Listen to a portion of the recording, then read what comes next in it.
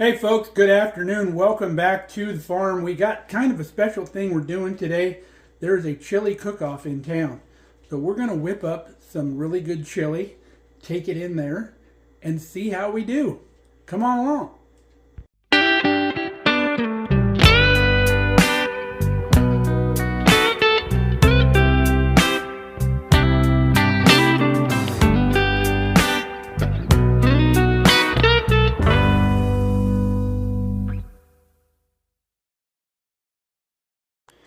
So for today's chili, we've got a bunch of pork, we've got some smoked sausage, and we have some bacon. We're also going to be adding some onions, peppers, garlic, lots of spices.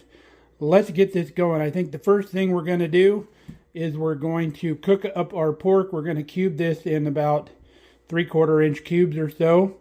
We're going to bread that with flour and get it fried up.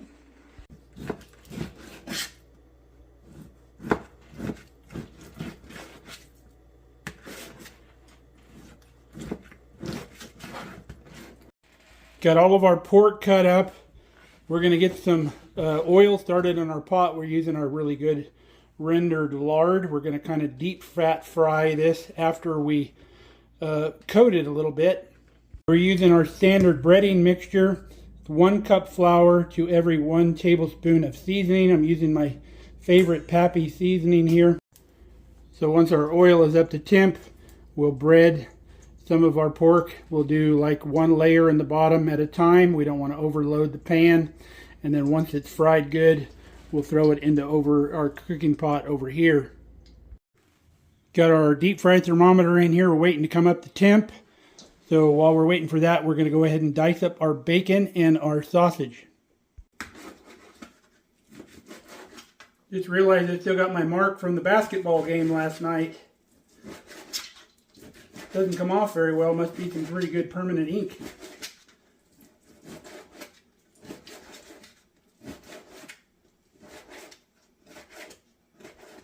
Alright, that's going to do it for our bacon. Get our sausage out now. Our oil is actually up to temp, so we're going to get our first batch in the oil. Going to use our spider, kind of shake it around, get the excess flour off.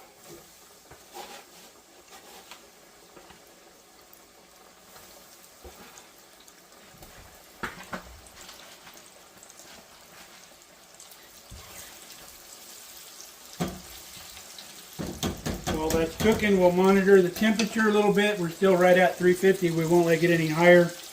We're going to bread our next batch and then continue dicing up the rest of our meat.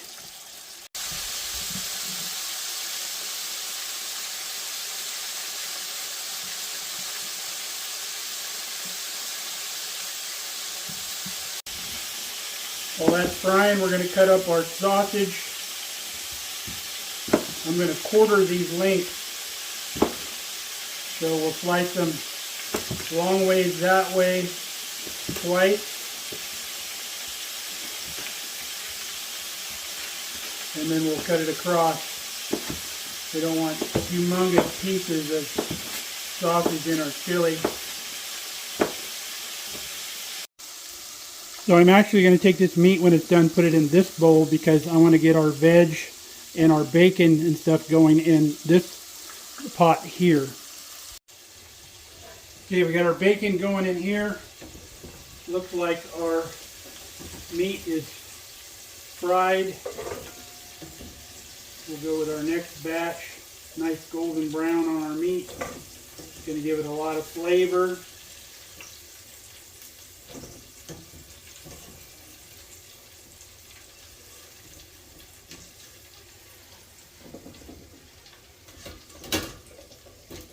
Got one hiding behind the thermometer. So we're going to let that come back up to temp before we put our next batch in.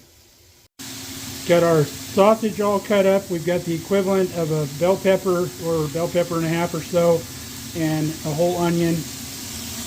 getting our meat fried up. So after the bacon is kind of brownish, we're going to add our onion and bell pepper to that, and then we'll continue frying our pork. Our bacon's got some good color, and we're starting to get some color on the bottom of the pot.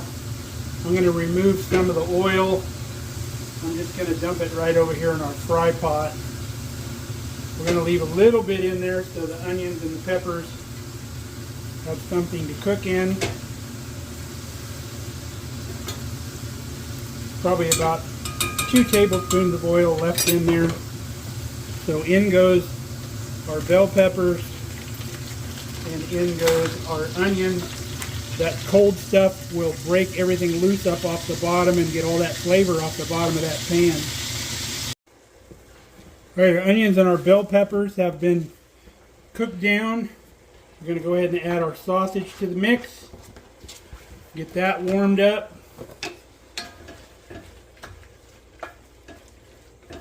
And we're continuing to cook our pork. I don't know that we're going to need all of it, but I think we're ready to put another batch in.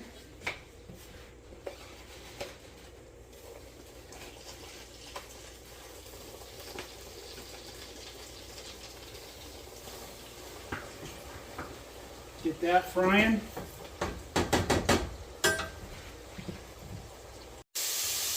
Okay, everything's nice and warmed up in our pot. We're going to add a whole little can of tomato paste. Best way to do that is cut both ends and then just push it out. Grab the lid out when you're done. Makes life much easier. Also got just a little bit of marinara that was left in the fridge. I'm going to dump that in there. And I've got about half a cup of salsa. So that's about a half a cup of each. If you wanted to duplicate that, you don't have to do it. I'm just doing it to get rid of the stuff out of the fridge. All that tomato paste is going to give us a beautiful red color to our chili. So when that comes to a simmer, we're going to start adding some garlic and some of our spices while we're waiting for the rest of the pork to be done. We're going to add about probably 8 cloves worth of garlic.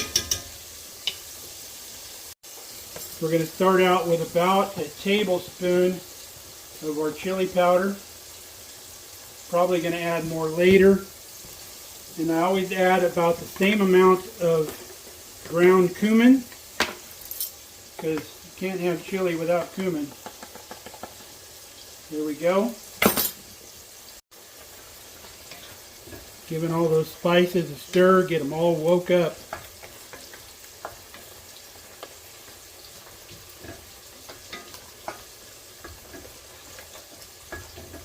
Got the whole bottom of the pot deglazed real nice. Got all that flavor up. So we're going to start adding some of our pork, and then we'll get some beef stock. Okay, we're going to add our pork until we get up to the rim here. I think that's going to do it, because we want room to simmer too. So now we're going to add some beef stock in there. We're going to try to come up above the top of the pork here. Should be pretty close. This is about a quart of beef stock, beef broth. There is a difference. Don't tell me what the difference is. Probably in the ingredients. So we'll give this a good stir. And then we're going to bring this back to a simmer, and we're going to simmer this for about 45 minutes. Start tendering up that beef a little bit. And then we're going to go with some heat. Look at that beautiful stuff already. But we're going to stir it pretty often. We don't want it to stick to the pot. Make sure you're using a good heavy bottom pot when you're doing this. One more spice. We're going to add a teaspoon of ground rosemary.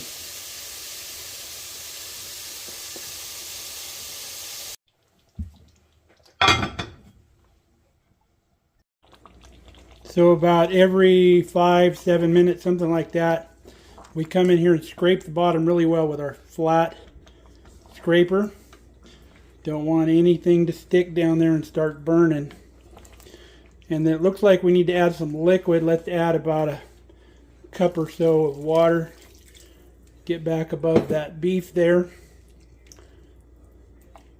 It's going to continue to get thick because of the coating we put on that meat. It's going to thicken our chili. And then we're also going to add something in the last step too that's going to thicken it a little bit. All right, back to a simmer. All right, gave it a little taste for salt. We're lacking a little bit of salt, so we're going to add about 1.5 teaspoons of salt to the mix. And I'm thinking we need about a 2nd tablespoon of chili powder.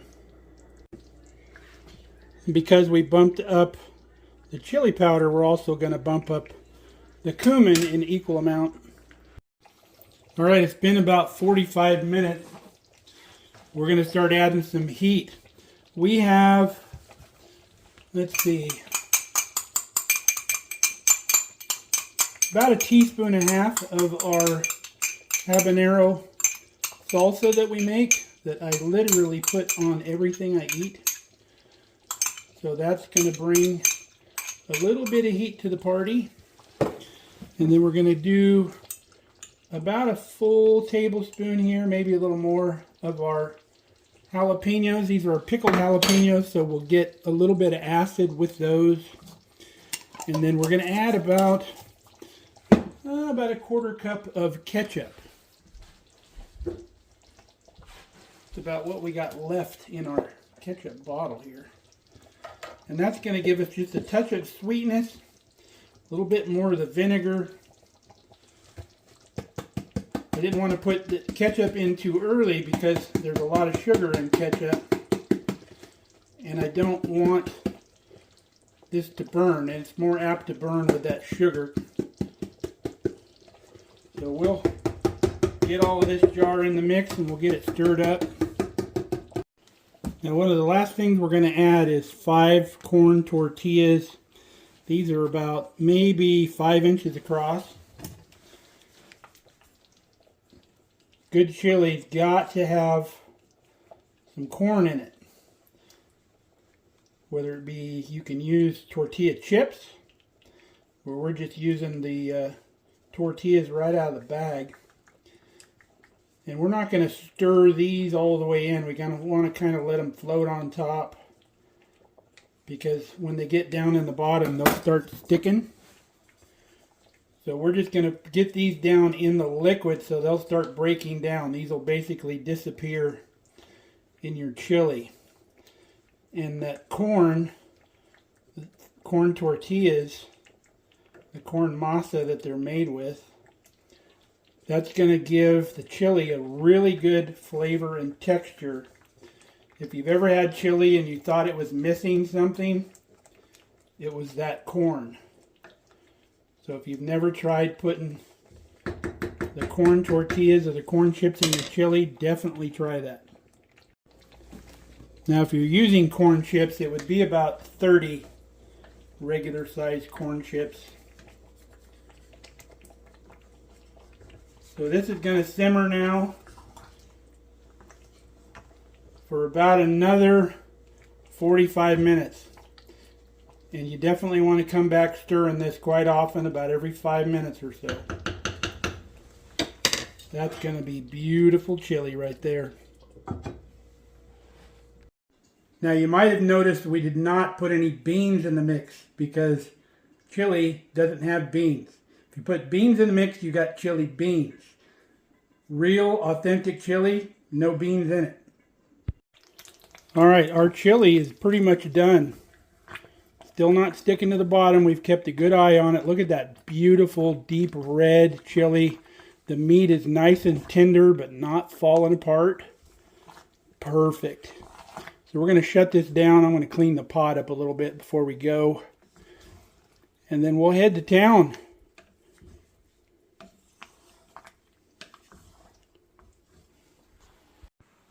That flavor is just absolutely spot on. I love that. So even if they don't like it, I can bring it home and have chili burritos for a couple days. I call them chilitos. But I think everybody will like it. It's got a good spice to it, so as long as they're not like anything hotter than ketchup they don't like, I think this will be a hit. All right, folks, we're loaded up and headed into town. Got a sweet Nebraska sunset going on.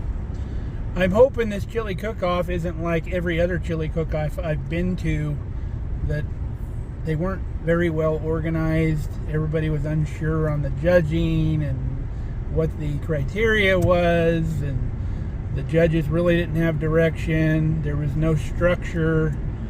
Everything was just kind of willy-nilly in every single chili cook-off I've ever been to. So we'll see how this one goes. Hopefully somebody's organized it. When I called the library earlier to see what time everybody was supposed to be there, the lady that, the phone number, you know, on the flyer, she had no clue if we needed to be early or what did we need to bring. She was just kind of guessing on everything. And she says, I'm not the one actually organizing the event. Well, why wouldn't they put the number on the flyer of the person actual organizing the event? So all I brought was a ladle because she said that's all we needed. Now remember, we were talking about that corn masa or the corn tortilla chips or whatever you put in it. That was originally used to stretch your food farther, because chili was a poor person's food. It was peasant food, or the cowboys out on the range who didn't have a lot of supplies. You could stretch it if you didn't have a lot of meat to feed more people by adding that. But everybody kind of got to know that that was the flavor of chili. So when you have chili, you had to have that in it for it to taste correctly. All right, we're here at the library. We've got 5 different entries. They've got cornbread for everybody, for the judges and everything. Should be fun. Here's all the different chilies. This is chili number 1 here. Chili number 2 is a white chili with some corn and some kidney beans. Chili number 3. Chili number 4, and chili number 5. They've got some blue cinnamon rolls also. They're doing a People's Choice Award and then also free will donations for charity. The judges' table, they're in serious deliberation here. All right, folks, we are back home from the chili cook-off. It was a fun time, and it was for a really good charity. Number 3 won the judge's choice, and number 5 won the people's choice, which to me, that's the more important one. So I think the easiest way to judge those, when the thing is over, you walk up to the pots and see which one is the most empty. And you know that's the people's choice. At least we got a little bit left over so I can have some huevos rancheros in the morning. Can't wait. So for my efforts, we won a seriously good chili cookbook. Got 177 different recipes in it. So would you like to hear the opinions of a self-proclaimed culinary expert? Like to hear it? Here it goes. So, chili number 1.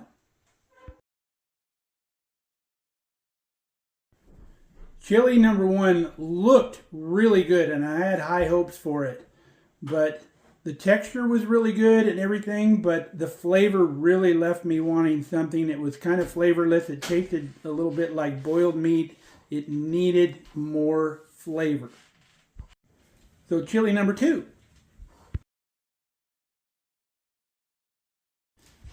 Chili number 2 was the white chili. That was intriguing, and I gotta say, I'm gonna try that someday. So, it had good flavors. I love the level of flavors it had. It had different layers, but the texture was all wrong to me. It was too soupy, too watery, and that kind of watered down the flavors too, but all the flavors that were present were really good. So, I think we're gonna give that one a try someday. So what about chili number 3? Now chili number 3 was also visually appealing once you stirred it up. But chili number 3 had one flavor, and that was chili powder. That was it. That's the only thing you tasted was chili powder. But it looked good. It had a good color. It had beans in it, but I'm not going to knock him off for that. But I had high hopes for that one too, and it let me down. So what about chili number 4?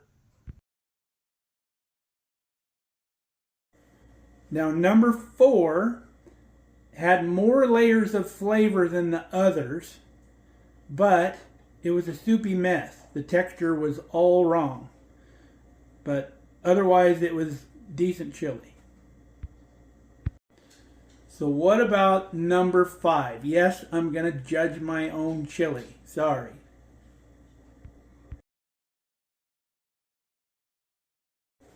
So number 5. The layers of flavor were amazing. The depth of flavor was fantastic. You could literally taste all of those. The texture was perfect. The color was perfect. It was visually appealing. My only criticism to number 5, my own chili, was some of the meat chunks were a little too large. I think I should have made them a little bit smaller. Other than that, fantastic. If I would have walked into this chili competition blind, not knowing who made those chilies, I would have picked number 5. Yes, I'm a little biased, but I think I would have picked it even if it wasn't mine. So all in all, it was a fun time. The judging was a little rough. They weren't even marking numbers on the bowls going to the judges. So I think that could have done better because that would get confusing over at the judges table.